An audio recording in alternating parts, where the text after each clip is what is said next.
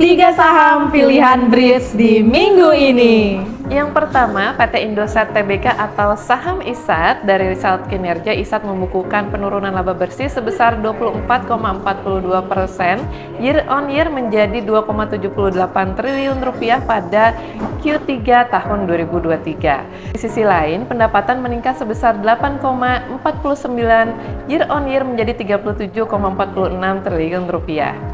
Dari rincian pendapatan, segmen seluler sebesar 32,17 triliun rupiah meningkat sebesar 7,81% year on year. Segmen multimedia, komunikasi data, dan internet besar 4,53 triliun rupiah meningkat sebesar 10,80% year on year. Dari segmen telekomunikasi sebesar 750,57 miliar rupiah meningkat sebesar 26,78% year on year. Katalisnya, pertama, tidak hanya solusi konektivitas, ISAT menghadirkan teknologi IoT atau Internet of Things di sektor pertambangan dan perkebunan. Yang kedua, dampak merger IOH atau Indosat Ooredoo Hutchison, yakni integritas jaringan lebih cepat, memperluas cakupan pasar, dan lebih kuat secara finansial.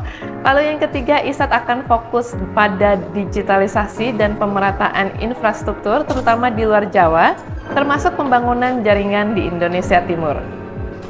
Yang kedua, kita punya PT Gojek Tokopedia Tbk atau GoTo. GoTo membukukan rugi bersih sebesar 9,53 triliun per kuartal 3 2023 atau menyusut 53,05% year on year dari sebesar 20,32 triliun per kuartal 3 2022. Penyusutan rugi bersih didukung oleh pendapatan bersih GoTo yang naik sekitar 32% per kuartal 3 2023 menjadi 10,51 triliun dari periode yang sama di tahun lalu sebesar 7,96 triliun. Katalis yang ada pada GoTo, yang pertama, suntikan dana dari TikTok sebesar 1,5 miliar USD atau setara 23,4 triliun ke GoTo. Yang kedua, pengguna aktif TikTok sebesar 125 juta user di Indonesia berpotensi menyumbangkan laba Tokopedia bagi GoTo ke depan.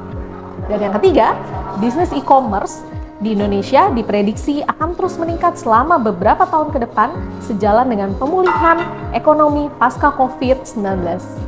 Yang terakhir ada PT Akra Korporindo Terbuka. Kita lihat dari result kinerja PT Akra Korporindo Terbuka membukukan kenaikan laba bersih sebesar 9,36% secara year on year menjadi 1,71 triliun pada kuartal ketiga 2023. Kenaikan tersebut didukung oleh peningkatan pendapatan segmen jasa logistik pelabuhan dan transportasi sebesar 19,13% secara year on year menjadi 669, miliar rupiah dan pendapatan kawasan industri melesat sebesar 898,14% secara year on year menjadi 761,57 miliar rupiah. Kita lihat dari katalis pasarnya. Yang pertama, Akra menaikkan target penjualan lahan menjadi 130 hektar dan menargetkan penjualan minyak bumi volume pertumbuhan 5-6% di financial year 2024. Yang kedua ada aksi Presiden Direktur Akra Haryanto Adikusumo memborong sebesar 976.200 saham Akra untuk berinvestasi dengan kepemilikan saham secara langsung sehingga kepemilikannya mencapai 194.775.300 saham atau setara dengan 0,97%. Yang ketiga ada penjualan minyak bumi B2B diperkirakan tumbuh menjadi 5-6% secara year on year di financial year 24 didorong oleh permintaan klien di wilayah Kalimantan dan juga Sulawesi. Nah, itu dia 3 saham pilihan Bridge di minggu ini. Ada saham pilihan kamu? Komen di bawah.